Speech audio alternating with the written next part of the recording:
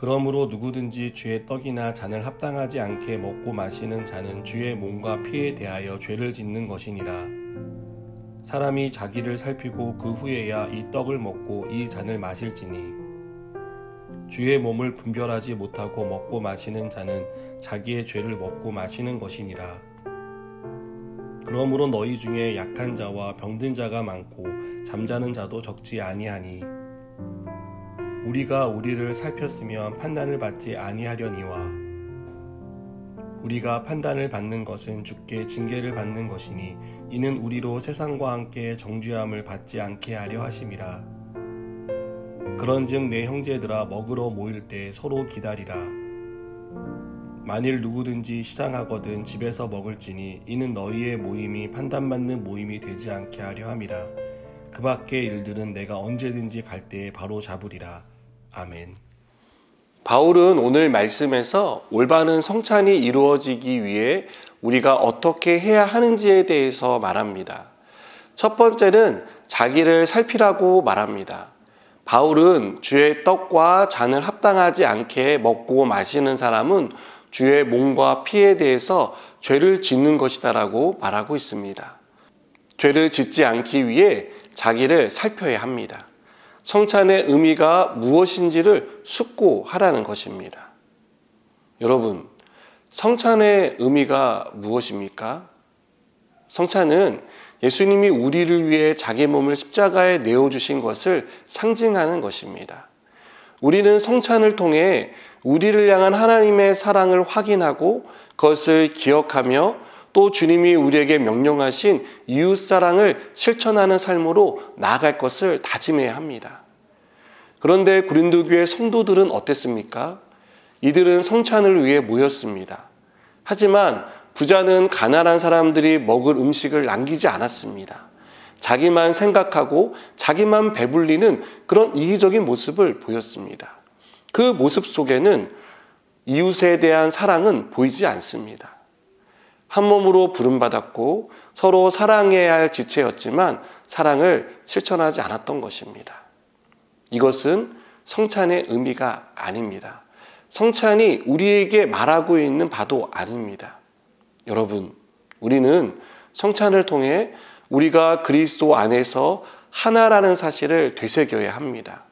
그리고 한 몸의 지체인 우리가 서로 사랑함으로 그리스도의 사랑을 완성해 갈 수 있도록 힘써야 합니다. 사랑하는 여러분, 주님의 몸과 피에 참여하면서 함께 참여하는 형제와 자매를 사랑하고 있습니까? 마음으로 미워하거나 혹은 의도적으로 멀리하는 사람은 없는지를 우리는 살펴야 합니다. 용서가 필요한 사람이 있다면 기꺼이 용서하고 또 내가 찾아가서 용서를 구해야 할 사람이 있다면 용기를 내서 그에게 용서를 구하시기 바랍니다. 이것이 성찬을 통해 우리가 이루어야 할 모습입니다. 두 번째로 올바른 성찬을 위해서는 기다려야 한다라고 말합니다.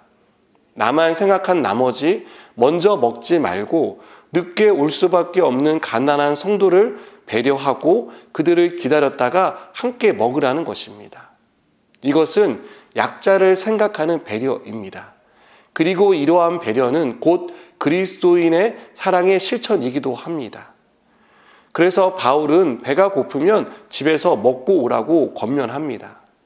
배가 고파서 형제에 대한 사랑을 저버리는 일이 없도록 주의하라는 뜻입니다. 사랑하는 여러분, 우리는 주님의 떡과 잔에 참여하면서 우리의 행동이나 생각이 그리스도의 몸을 훼손하고 있지는 않은지를 돌아봐야 합니다.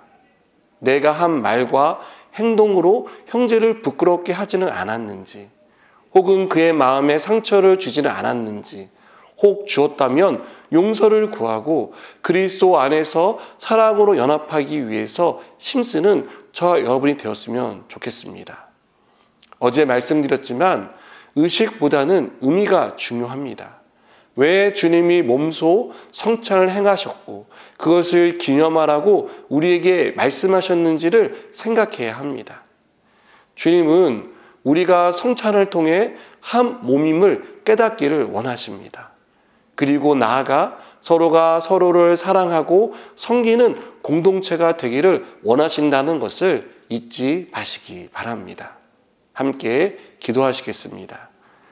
하나님, 우리를 한 몸으로 불러주셨는데 우리가 하나됨을 추구하게 하시고 서로가 사랑하며 성찬을 통해 그리스도의 사랑을 완성해 갈 수 있도록 우리 가운데 은혜를 베풀어 주시옵소서. 예수님의 이름으로 기도드립니다. 아멘.